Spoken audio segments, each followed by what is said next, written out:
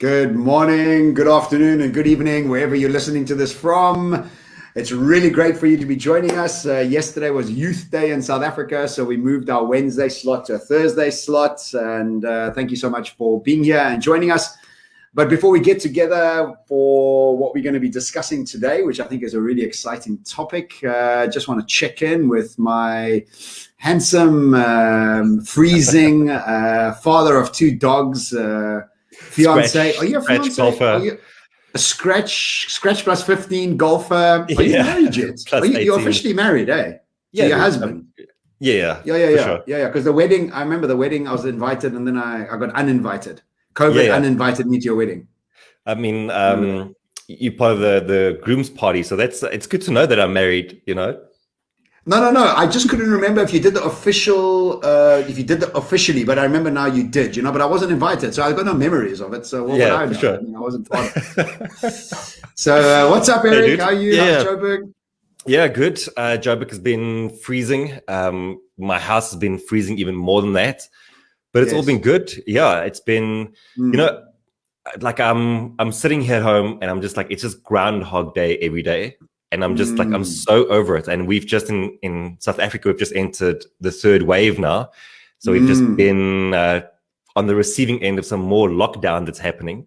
So any hopes of getting onto stage soon is now also diminishing. And it's just, do you feel it as well? Like just, it's the monotony of the same routine every single day. Look, I absolutely, Groundhog Day, I keep telling everybody's like, how are you? I'm like, I'm good. It's just, everything's the same. It's like, I'm just going through the same motion over and over and over. And look, it's a very privileged place to be because we're in a comfortable place to be repeating. We're not in an uncomfortable place. For sure.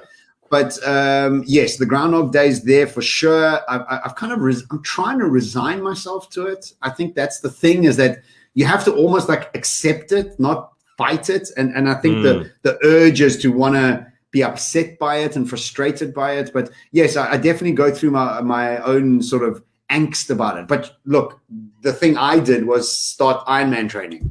So it's almost like it's given me something else to focus on rather than just my career and like why we're not on stage yet or whatever the case may be.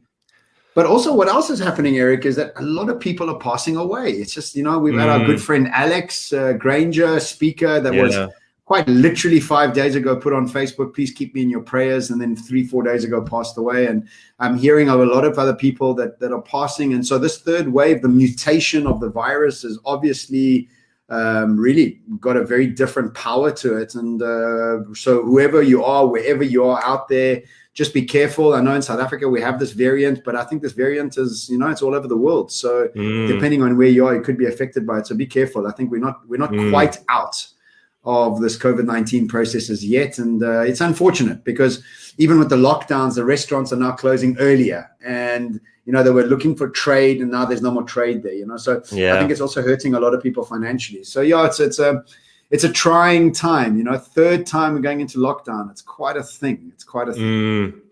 Yeah. And, I think you spot on in that I was saying to Dan the other night as well, we like when we moved into a deeper lockdown now, it doesn't affect me at all, to be honest. Like it's my day is going to be exactly the same, but then there's so many other people that are deeply affected by it. And I mean, this is the challenge of everything that we've been through is that, some people have actually done phenomenally well over the past few months and the past year or so.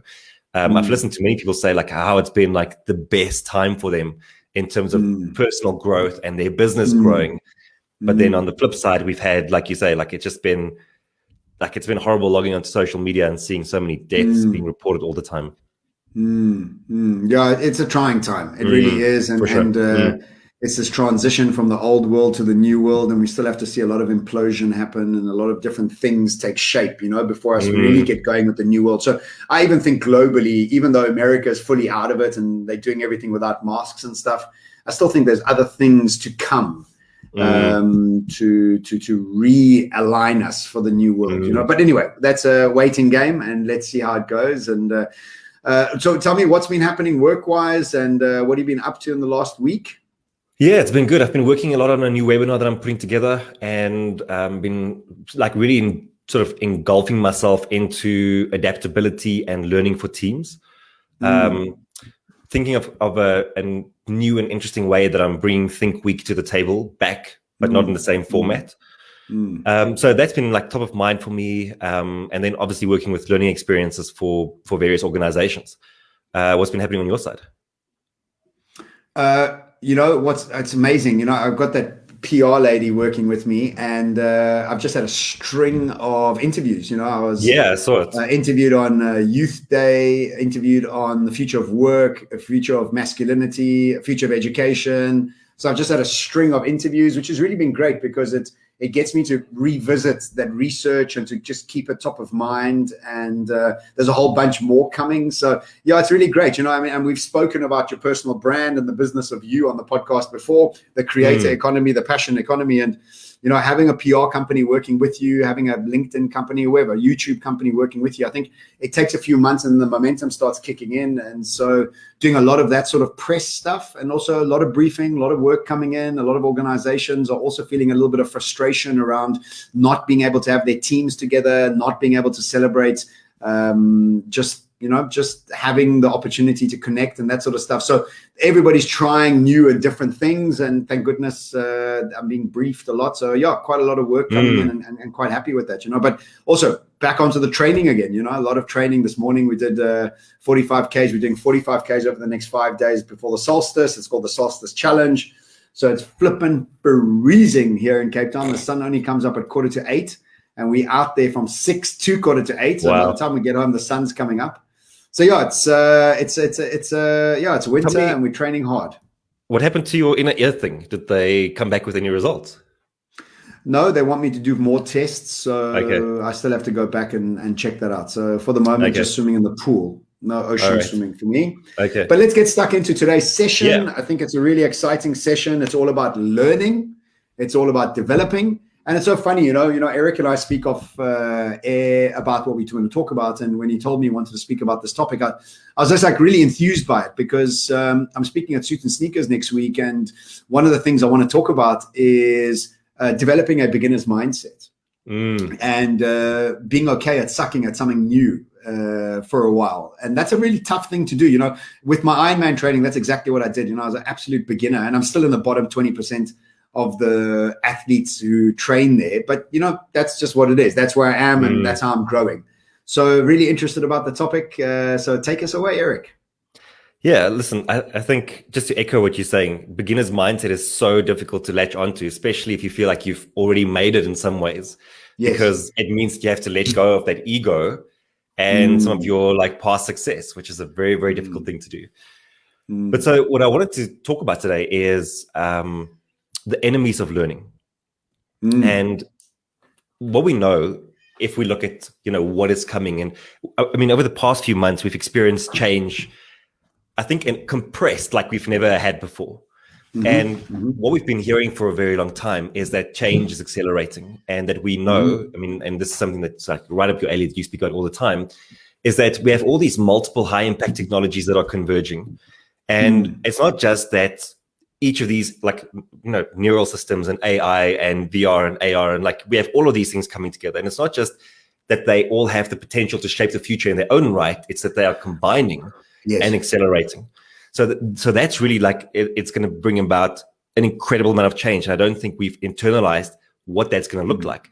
But I do believe the past few months have given us a glimpse of what we might be going through perpetually as these technologies accelerate. So how do we then adapt to that? And we know that the answer to that is we have to increase our rate of learning. Not just that, we have to increase the return on learning. So both those things have to be present. And it's also not just, because here's the thing that I've noticed about— Sorry, what is our return on learning? What do you mean by that? I mean, the amount of time that you put into learning should be effective enough that when you leave, that you've actually learned something. Because so a poor return on learning for me is that you spend all day listening to podcasts and you get to the end of the day and you've actually learned nothing. A good return on learning is you spend 20 minutes, you've applied that, and you've actually had results in your business because of it.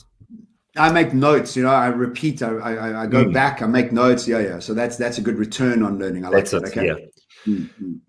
So, but not only that, it's also about what we are doing today. It's also about the fact that we are making decisions today that's going to ultimately influence where we go in the future and what we're going to be and who we're going to be. And how do we make decisions? We make it based on our past experience, and we make it based on knowledge that we gain. So if you aren't learning new things, then you are constantly making new decisions with outdated mental models. Well said. So, and the reason why I think that's important is if I go back to my physio days, it didn't matter how many times I told people, if you continue with these bad habits, it'll end up with you having a hip replacement or a knee replacement or a heart attack. It's almost like when we talk about the future and the change that's coming, it's not scary enough. Like it's not pressing enough to make changes, to go like, oh, you know what, you're right, I need to start learning more effectively. But when I tell you, it's actually affecting business performance today because you are not making proper decisions. Therefore, your business isn't leading to where it could go. That feels a bit more like pressing, right? Yes. So, but for both of those reasons, I think it's really important that we get learning right, and that we get learning right inside of our teams as well. So 4 enemies of learning that I want to quickly take you through. The first one I've spoken about quite a bit, and this was what really gave rise to Think Week, which is thinking in glances. So thinking in glances really is, it's kind of what everything centers around. It's the fact that we live in a state of information overload, that we wake up in the morning, we have Twitter, Facebook, Instagram, LinkedIn serving us content all day, hundreds and hundreds of posts, and we just can't internalize it all. And so what we do is we swipe through it, we read a headline, we skim through a few topics, we read a post, and we feel like we've learned something, but we've just glanced at the information. We haven't integrated it into the way that we think and behave. Right. But the biggest problem there is that you think learning has happened, but it hasn't happened. Yes. That's there's the illusion of learning. Yeah. But it hasn't happened. Yeah. And so what happens is well, I think I've prepared for the future. You haven't. I think I've updated my mental models. You haven't. I think I'm a bit smarter than what I was yesterday. You aren't. But there's the illusion of it, right? So thinking in glances is where everything starts. That's learning enemy number 1, really, because that then gives rise to all the others. So you have thinking in glances. By the way, any questions, any comments that you want to add on? One of the things I wanted to say was Joe Dispenza speaks about the fact that when you react to the world like you used to 6 months ago, you haven't grown. And it's that same thing as that when that one person perturbs you, or that person you still haven't forgiven, or you still haven't tried that new strategy at work. This is when you see that learning is to happen in glances. And I always find that, when I think of somebody that I don't like and I still don't like them, I'm like, whoa, that's a sign that I haven't grown. And that's a way to hold yourself accountable. That's great. For your internal emotional state that you carry. And that always then says to me, do I need to forgive somebody? Do I need to apply a different model here? When a client's being iffy with me, am I reacting in a calmer, more elegant way rather than being triggered? So that's a good way to hold yourself accountable. I love that. So if there's a trigger, if there's something that's triggering to you and you realize that it triggers you still 6 months, 8 months down the line, then you realize that you haven't grown. You're actually the same person you were a year ago. I love that. Yeah. So, and if you take this back to our parents, let's say you don't like your dad. Let's say your dad irritates you, and he still irritates you. You're like, okay, well, you're still a 5-year-old kid. So that's all. That's all it needs. Yeah. You haven't grown past it. So okay, that's what I wanted to say. I love that. So the second enemy of learning then is that we have to constantly battle with the vast amount of mediocre content that's out there. So we know that input equals output, right? And that if you want better outputs, you need to have better inputs. This is like 101, right? If you're a bodybuilder getting onto stage, then eating McDonald's and never going to the gym, that input is never going to give you. Firstly, don't be a bodybuilder to get on stage. Let's just start there. But yes, of course, I get the rest of it. Yes. If you want to do an Ironman, then there we go. You can eat as many McDonald's as you want because you're on that flipping bicycle, running, swimming. And nothing even touches you, it goes straight through you. No, I'm kidding. Yeah, but I get you. I get what you're saying. Yeah. Input versus output. But so where's input versus output important here for us is that, again, like this is how we update our mental models. But the problem is that there's just too much information out there. That if you go through, like most of our learning, because of the algorithms, because of the timeline, is given to us. Like that's essentially what your learning is. It is random because you are just basing it off what is presented to you on the day. Yeah. So what you need to do is, first of all, you'll need to be a lot more intentional to go and find the best content. But then on top of that, you need to filter through all of the noise to get to the signal, to the stuff that's really, really good. And there's something, I forget what exactly it is, but it's like something like Stuttgart's law or Sturgeon's law. It's Sturgeon's law, the fish, Sturgeon's law. And the guy said that 90% of whatever is produced is crap. And actually, like I think online that number is probably higher because there's just so much content. So that's the second enemy of learning, is that you have to find the space to find the good stuff to create the input that's going to give you a much better output. Well, for me, the way I do, and again, very good, because we all doom scrolling, right? Like it's so there's times that I want to doom scroll because I want to be brain dead, and there's other times that I want to be uplifting and information coming in. So what I've done is I've hooked my sort of thought leadership insights into people. So Scott Galloway, Dr. Joe Dispenza, are two that just come on top of mind. Is that if any time they put something out, I'm listening. Because I've built trust with them. They've helped me already. And if I start feeling like they're repeating themselves or they're saying the same things over and over and I'm bored of it, then I'll find a new teacher. And so for me, it's about identifying the people, and then the people guide me. And I think that's a nice way. That's the way I do it. So I don't know. What do you do for that? Yeah, I'm totally with you on that. And I think on top of that, what I'd also say is find the curators. Like that's becoming a bigger and bigger thing. Like where I get a lot of my information from is that I subscribe to newsletters that curate content around a specific topic for me. And I know that they sift through 1,000 articles to present me with 5. What brands do you use? What platforms do you use? Oh no, dude, I won't be able to like name that off the top of my head. But there's like plenty. Morning Brew. Yeah, there's so many of them. Okay. Yeah, Morning Brew is a good example. But I'm actually not subscribed to that anymore. I used to be. Yeah, me too. I used to. Yeah, there's some very specific ones around leadership and around the future of work and all those kind of things that they curate that for me. I don't have to go and do that. So find the curators in your space. Nice. All right. So number 3 is it's a newish term that I recently coined, I guess, called learning asymmetry. Okay. And what I realized is that when we look at a team, there's always learning asymmetry present. Because what happens is that if you have a team of 10, you might have 3 people who are like really engrossed in self-development and professional development. And they are always busy, like, reading Scott Galloway and like tapping into Morning Brew. Then you have 3 other people who really want to do that, but they're actually just thinking in glances. And so like they feel like they're updating their models, but they aren't. And then you have 3 other people or 4 other people who do nothing, really want to learn, but they do nothing because there's just no time. Like what is the number one enemy for teams is like we don't have the time to go and do things because we are always busy with the work. And that'll get to the 4th point. So what happens is that there's a learning asymmetry that occurs in your team. And this is a massive problem because ultimately what happens is that the team doesn't have a shared understanding of mental models that could drive them forward. Right. So here's what I've noticed, for example. So let's use anti-fragility. Like when I do a coaching session with a client and we talk about anti-fragility, and this is a totally new concept to them. Initially, you have to explain to them what this is about. And then they go, then you go, well, how does this apply to your life and what you do? And then they get to contextualize it for themselves. Now, when they leave the session, they have a new mental model of how they filter decisions that they make, the way they show up in the world.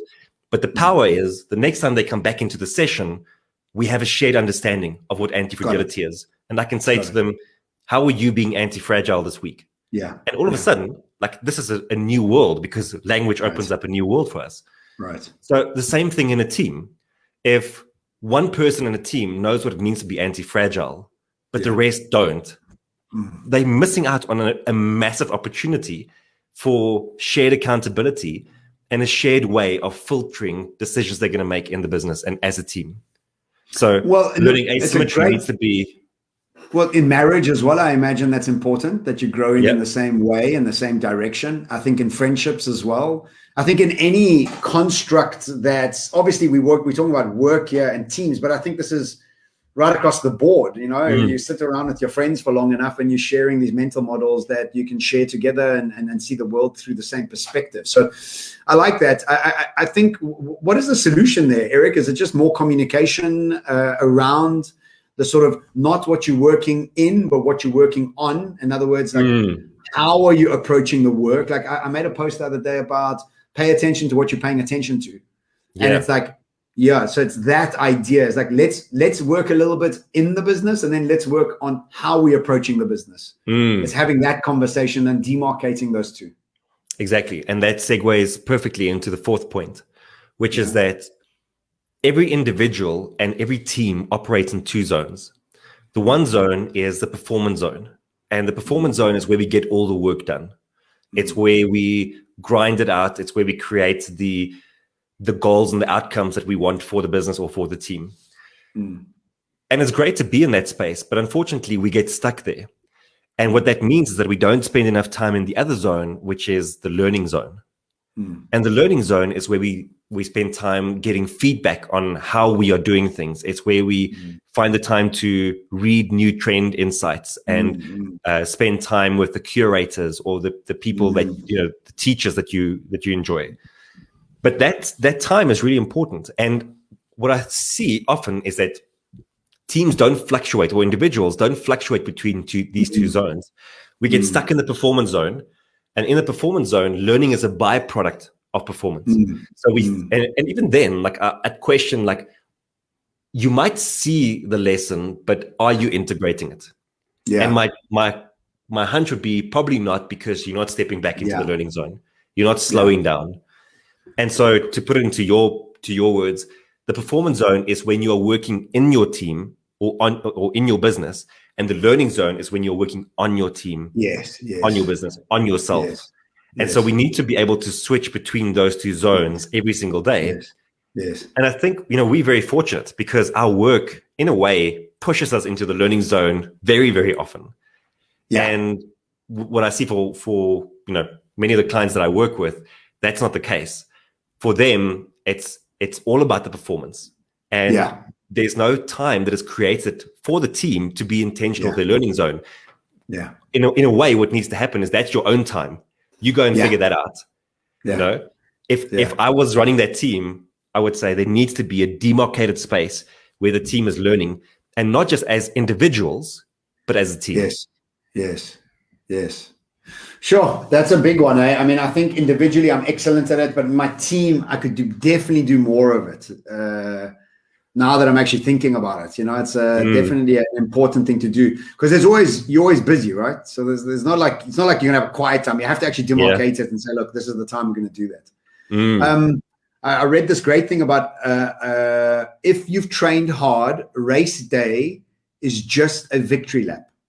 And this is the same thing, it's like the performance becomes better and better and better, and it's just a result of all the training that you've been doing, and then performance becomes like simple almost, So that's really great. I love that. So the enemy of learning, just really recap it for us again. Yeah. So number one was this idea that we think in glances. Yes. That we don't deeply integrate new information into the way that we show up in the world. Secondly was that because of this information overload, that we often just consume what's in front of us.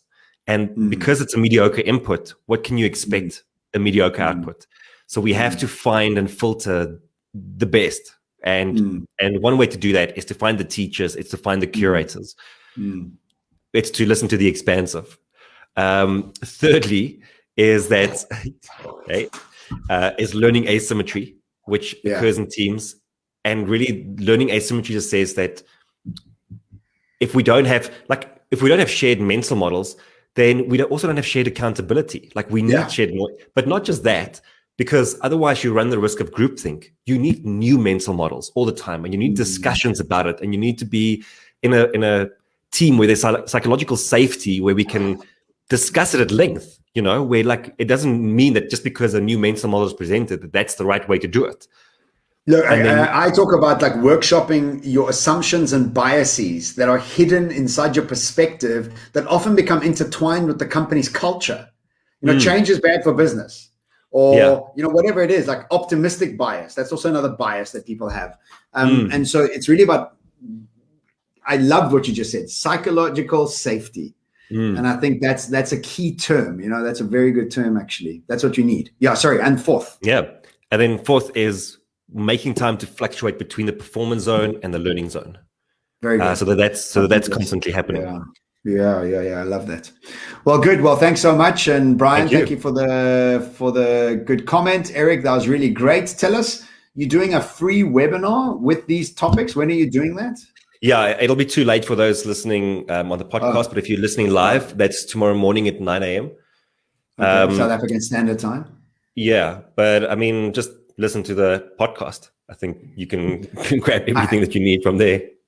Yeah, fair enough. But I think Anita's coming to your webinar. She messaged me. She's like, I'm going to go. Do you want to come to Erik's webinar? I'm like, whatever. No, she's like, no. She's like, I'm going to go to Erik's webinar. I'm like, great, go for it. Learn something. Go bring back some gold.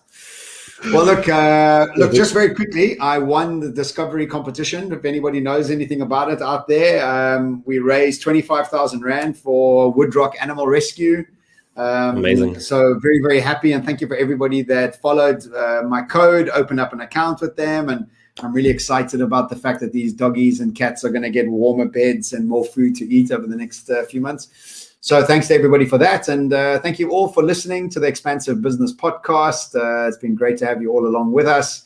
Good luck out there. Be safe. The third wave isn't quite done yet.